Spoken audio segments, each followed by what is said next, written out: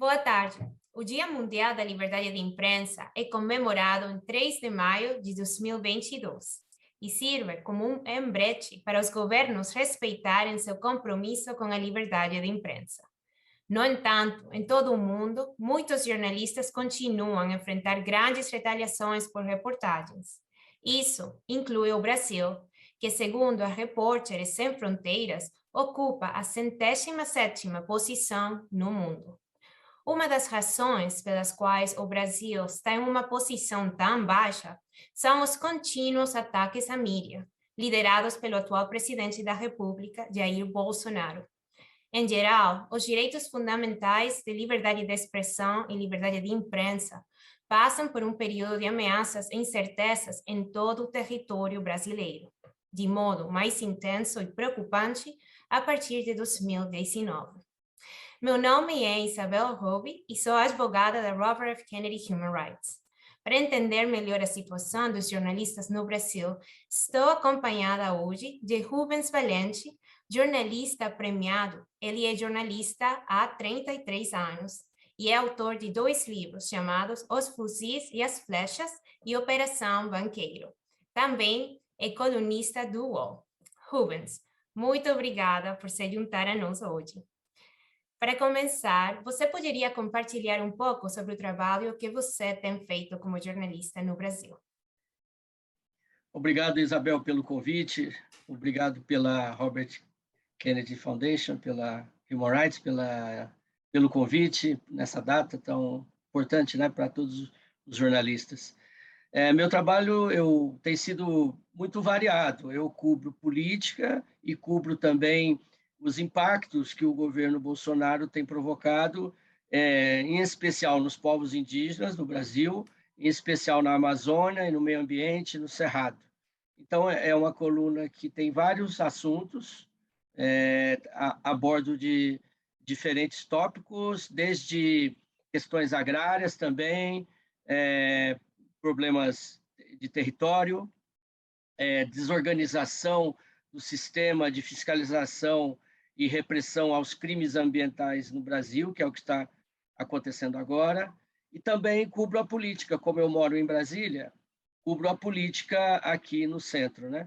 Eu trabalho há 2 anos nessa função no UOL. Nesse período, eu creio que escrevi cerca de 500 textos, né? 500 reportagens e análises sobre esses 2 anos do governo Bolsonaro aqui no Brasil. Obrigada, Rubens. Uma grande trajetória. Eu quisesse perguntar, na sua opinião, quais são os maiores desafios dos jornalistas no Brasil hoje? Certo, eu acho que há desafios que são perenes, que são comuns a todas as épocas do país. São aqueles desafios que são os pilares do exercício do jornalismo, né? Manter a imparcialidade, ouvir, né, o outro lado, as pessoas que são acusadas de irregularidades ou de maus feitos. Ou seja, o exercício do jornalismo tem que ser feito, continua com a necessidade de ser feito nas melhores práticas possíveis. Então, esses desafios são diários e são parte da nossa profissão, né? Trabalhar com documentação, com pessoas idôneas, com testemunhas idôneas, procurar ser o mais objetivo possível na narrativa de um fato. Então, esses desafios são perenes, desde que o jornalismo é jornalismo, né? Desde que o mundo é mundo e inventou o jornalismo. E eles permanecem. Hoje, a situação é um pouco agravada por 2, digamos, grupos de pressão, vamos dizer assim. Um grupo de pressão é o próprio presidente da República, que sempre que pode, nas manifestações públicas, ele dirige palavras ofensivas, ele diminui o papel da imprensa. Então, nós temos, então, o desafio de saber lidar com isso, né? De, por um lado, não aceitar essas críticas, mas também, por outro, não descer a esse mesmo nível que esse discurso destrutivo procura arrastar os jornalistas. Então, é preciso, o que eu falo aos colegas, é muito equilíbrio. Precisamos redobrar o equilíbrio, para que não se transforme num grande bate-boca público entre presidente e jornalistas. Não podemos aceitar isso. Nós não podemos cair nessa armadilha, né? E o outro grande grupo de pressão que está vinculado a isso também são os militantes e partidários de vários líderes políticos, não só do Bolsonaro, embora ele seja o maior problema hoje pela função que ele exerce e a força que ele tem. Mas também os jornalistas enfrentam outros grupos políticos que procuram, da mesma forma, rebaixar o trabalho jornalístico, criminalizar, demonizar, desqualificar, dizer que o jornalista tem uma agenda secreta. Como se toda a ação jornalística tivesse uma intenção oculta. Essa é uma forma de desqualificar a imprensa, como se a imprensa não fizesse um papel social relevante, como se ela fosse uma parte de uma política secreta, de um grupo. Isso é um discurso extremista, radical, que a longo prazo ele vai erodindo a imagem do profissional e erodindo a imagem da imprensa. Então, eu acho que esses dois fatos novos, eles se agravaram há 5 anos, talvez 6 anos. Eles não eram comuns no Brasil, embora a imprensa sempre tenha trabalhado com dificuldades, como é natural para o papel da imprensa, né? Sim. Rubens, você mencionou Bolsonaro. Sim. Minha pergunta, você tem feito este trabalho há mais de 33 anos. Você acha que a situação dos jornalistas no Brasil piorou desde que o Bolsonaro chegou ao poder?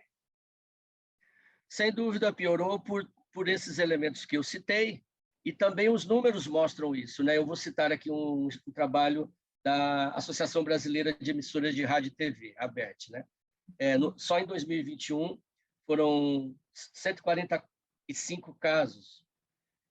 Mais da metade, segundo o estudo, dessas hostilidades partiram de Bolsonaro ou da sua equipe ou dos seus auxiliares. Veja, então, metade dos ataques registrados veio desse círculo. O que eu costumo repetir é que nós estamos vivendo uma iniciativa governamental, presidencial, de destruição do jornalismo. Ele declara guerra ao jornalismo. Sempre os jornalistas conviveram com problemas, né, no passado, com diferentes presidentes de diferentes correntes políticas. É natural até. A imprensa exerce um papel fiscalizador, incomoda os poderosos, aponta irregularidades, cobra contradições, critica, né, expõe deficiências, critica políticas públicas. É a natureza do jornalismo fazer isso, é a própria essência do jornalismo, todos os dias, toda hora. Né? É isso que é o jornalismo. Então, alguns presidentes entendem mais ou menos isso ao longo do tempo. Eu me lembro que nos anos 50, resgatando uma entrevista do então assessor de imprensa do presidente Juscelino Kubitschek no Brasil, ele diz assim que a imprensa era hostil ao presidente. Isso em 1950. Né? E depois, com o passar do tempo, o Fernando Henrique Cardoso, que governou o Brasil 8 anos, ele deixou um livro de memórias, onde ele faz inúmeros ataques à imprensa. A verdadeira repulsa que ele tinha ao que a imprensa fazia. E Lula também, e Dilma também. Inúmeras declarações. Lula um dia tentou expulsar o correspondente do The New York Times do Brasil, porque se incomodou com uma reportagem que ele escreveu a respeito dos hábitos etílicos dele. Então, esse tipo de tensão, bem ou mal, com maior ou menor expressão, sempre ocorreram ao longo da vida. Né? Eu creio que em todos os países democráticos, onde a imprensa pode trabalhar. Né? Isso só não ocorre onde países onde a imprensa não pode trabalhar, ou não existe, ou é impedida. Onde a imprensa é livre, entre aspas, todas as aspas possíveis, né? Porque essa liberdade também é relativa. Mas onde existe uma atividade jornalística, vai haver algum nível de tensão com o centro do poder. No caso de Bolsonaro, é diferente. É isso que marca aí a gestão dele na relação com a imprensa. Né? Ele se dirige aos jornalistas como urubus, né, como aves de rapina, ele xinga, ele ofende, ele ele mandou gestos ofensivos.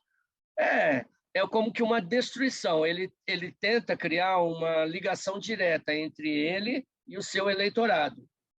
Como existem jornalistas nesse meio, quer dizer, tudo que ele diz e tudo que ele faz é interpretado pelo jornalismo, né, analisado, ele quer destruir essa interpretação. Ele quer fazer a comunicação direta, como todo líder populista, demagógico, né, de direita e de esquerda. Todos os líderes agiram assim, populistas, demagogos, né? E é o caso dele. E a coisa se agrava, né? Porque nos aproximamos de uma eleição, onde tudo isso que nós estamos conversando aqui deverá se agudizar muito. Vai ser um momento muito grave para o país e em especial para a imprensa, porque a imprensa vai continuar apontando os problemas e a imprensa tem que fazer o seu papel justo, ético, de questionar a oposição também. Ela vai questionar os candidatos da oposição, o que eles estão dizendo, ela vai checar os discursos, o que eles estão falando, se é real, se não é. Vai acontecer isso com os dois lados, 3, 4 lados da competição eleitoral. Então, isso vai transformar a imprensa em um alvo de todas essas forças políticas. Ela já é um alvo, mas vai se agudizar, vai ser um momento muito grave aí. E eu temo pela consequência, eu temo do que possa acontecer, sobre o que possa acontecer. Com certeza, Rubens. E agora que você mencionou também o tópico das eleições gerais que ocorreram em outubro, como você acha que as organizações internacionais e a sociedade civil podem apoiar os jornalistas no Brasil, principalmente em um ano tão crucial como este? Eu acho que já estão apoiando, né? A RFK, a Abrage, e Media Defense, e inúmeras entidades. Aqui nós temos a Associação Brasileira de Imprensa também. Eu acho que a primeira coisa é prestar atenção, né? E isso vocês têm feito. E pode ter certeza que isso é fundamental para o nosso trabalho aqui. Nós sabemos, temos mais segurança para trabalhar se nós sabemos que olhos de fora do Brasil e ouvidos estão nos acompanhando. Isso dá uma maior segurança para o nosso ofício. Nós queremos, sim, que pessoas de fora observem e avaliem, inclusive para poder ter uma visão até mais imparcial, no momento em que o Brasil entra numa disputa muito violenta entre grupos divergentes. Então, também sempre foi assim, né, na história, né? Eu sempre repito que a ditadura no Brasil, ditadura militar que se estendeu de 64 a 85, de 1964 a 1985, ela também acabou pela pressão internacional, principalmente na gestão de Jimmy Carter, quando ele começa a fazer a crítica persistente dos abusos contra os direitos humanos no Brasil. Até então, o governo americano estava um pouco alheio a essa temática, ou não se envolvia, embora ele soubesse, os documentos da época mostram que os telegramas dos diplomatas americanos eram enviados, né? Relatando tortura, desaparecimento, censura. Então, em algum momento nos anos 70, Jimmy Carter pega essa bandeira. Então, sim, nós temos esse exemplo do passado. E também a imprensa internacional, junto com essas entidades de proteção. Tudo isso é muito importante porque, de algum jeito, nós estamos vivendo situações semelhantes às da ditadura, quando também o centro do poder atingia a imprensa, também acusava, também ofendia, ameaçava com processos. A situação um pouco paralela, um pouco semelhante. Então, nesse sentido, a visão estrangeira é fundamental, é muito importante, né? Que venha somar como uma observadora e, às vezes, atora, né? No sentido da proteção dos direitos fundamentais dos jornalistas. Com certeza. Sim, obrigada, Rubens. Agora eu gostaria de falar um pouquinho sobre a tecnologia. O tema do Dia Mundial da Liberdade de Imprensa deste ano é jornalismo sob o cerco digital, para abordar o impacto da era digital na liberdade de expressão. Como você acha que a tecnologia impactou a liberdade de expressão e segurança dos jornalistas no Brasil? É um tema relativamente novo esse, né? E por isso ele é fascinante e ele comporta muitas leituras. Eu, por coerência, sou um jornalista democrata, me considero, né? Eu vejo com muito bons olhos as redes sociais. Eu acho que elas vieram para somar. Eu acho que há setores da sociedade que nunca falaram, estão falando, principalmente minorias, minorias indígenas, LGBTs, tudo, desempregados, marginalizados, sem terras.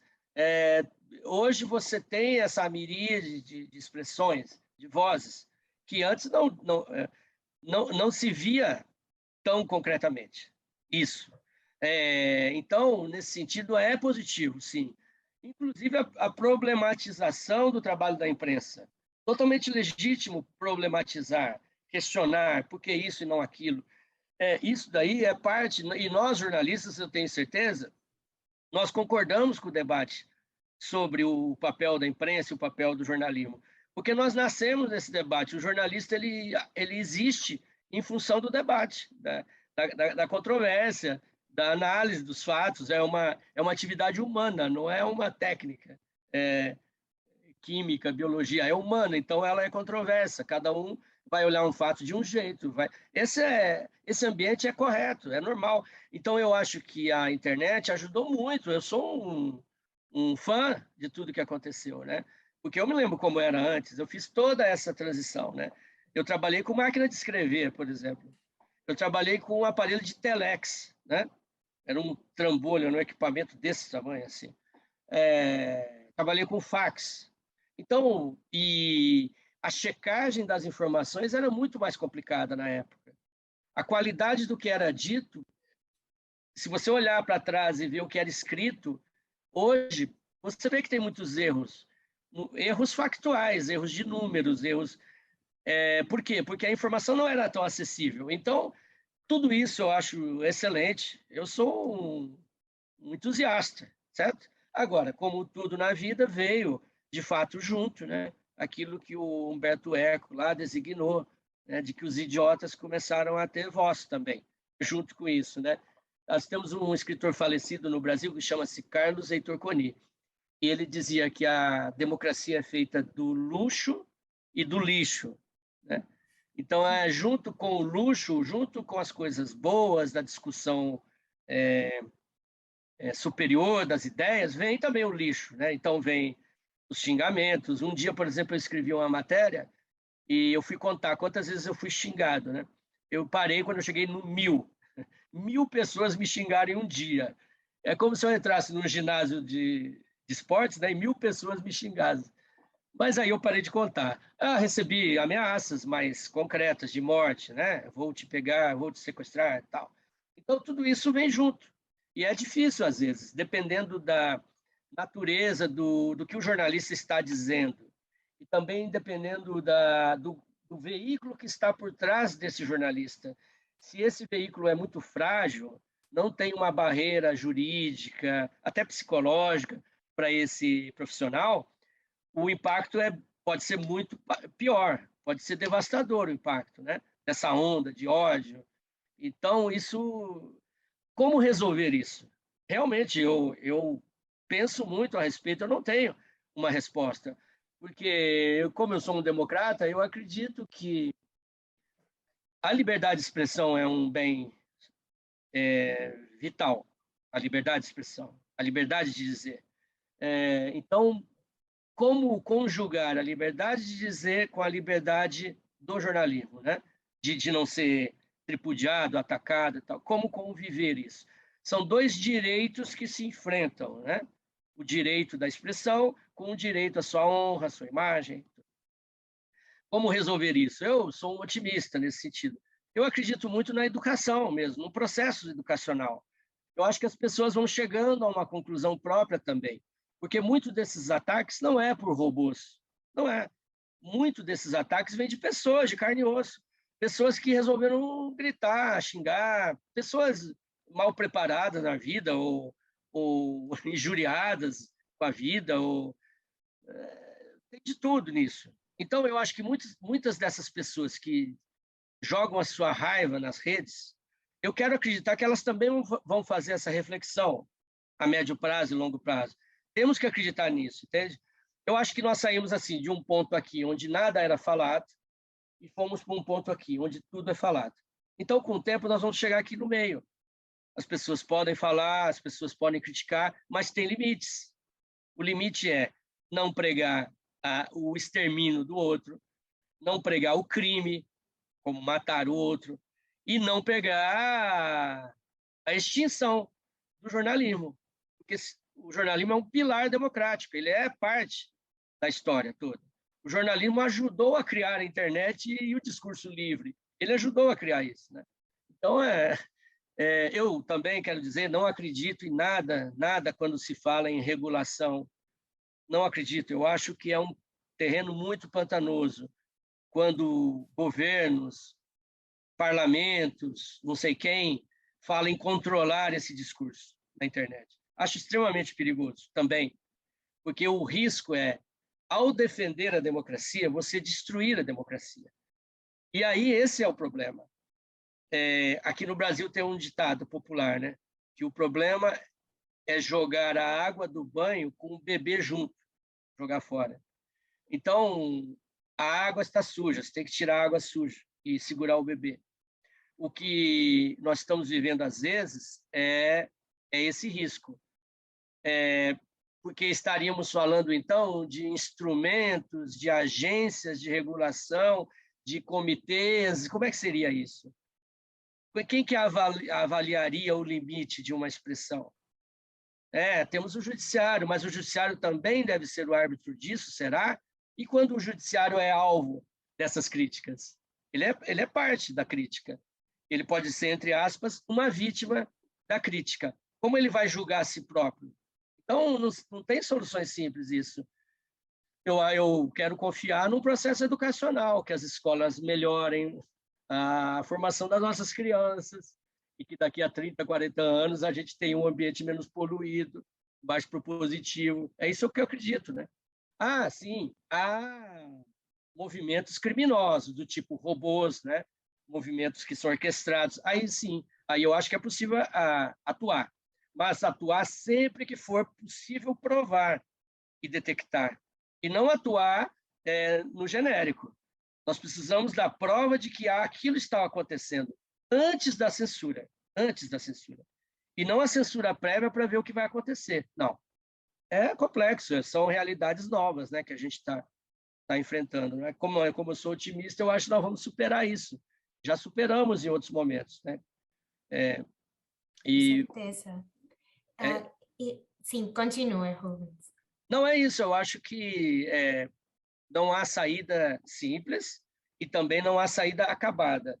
Se alguém diz que tem a resposta, provavelmente está mentindo, porque essa resposta vai tolher o direito de alguém, se essa resposta é simples, porque nós estamos trabalhando com um preceito caro e indispensável, que é a circulação da ideia. Essa ideia da circulação, ela é intangível, ela está no imaginário do povo, ela está na rua. O que eu posso ou não posso falar? Eu vivo num país onde eu posso falar as coisas ou não? Ou eu vivo num país opressor, eu corro o risco de ser preso, condenado? Esse ambiente que a gente não pode matar. Até com boas intenções, né? Até com boas intenções. Com certeza. Acho que é uma maravilhosa conclusão. Eu gostei muito da conexão entre educação, pensamento crítico, liberdade de expressão e democracia. Sim. Muito maravilhoso. Sim. Esses assuntos todos, Isabel, são muito presentes hoje no Brasil, porque no dia de ontem, não sei se você acompanhou, mas o Bolsonaro ele deu um indulto, ele deu um perdão a um deputado que estava atacando o Supremo. E esse deputado foi condenado dias antes. E o Bolsonaro perdoou. Isso, então, é um debate presente hoje, né, no Brasil, muito aceso. Deveria ou não perdoar o que ele fez, ele afrontou o Supremo, mas o Supremo também não afrontou o direito do parlamentar de se expressar, é isso que os bolsonaristas estão dizendo. que o Supremo atingiu o direito de expressão do deputado. Veja como é complexo o tema, né? E está na ordem do dia do Brasil hoje esse tema. Tudo isso que a gente conversou aqui, né? Sim, sim, não, realmente, muito obrigada, Rubens, por estar aqui hoje, por todo o seu importante trabalho e por compartilhar todas essas informações sobre a liberdade de imprensa no Brasil. Eu gostaria também de perguntar qual é a melhor maneira de acompanhar o seu trabalho? Ah, sim, obrigado. Eu tenho essa coluna, que na verdade se chama coluna, mas é um local de reportagens, onde raramente eu dou opiniões nesse Sim, endereço. Ele está disponível no site UOL, que é o maior portal de internet de notícias no Brasil, o UOL. E estão digitando ali, encontra a minha coluna. Então ali eu vou publicando. Não sei até quando, assim, tenho nas redes sociais um perfil, Rubens Valente, no Twitter, e também no Instagram, Rubens Valente, mas no Twitter é onde eu trabalho mais. Eu divulgo os textos que eu escrevo. Né? bom, bom. Muito obrigada, Rubens. Tem sido um prazer. Obrigado, Isabel. Agradeço de novo a RFK pela oportunidade. Muito obrigado aí. E o trabalho de vocês tem sido muito importante para todos nós.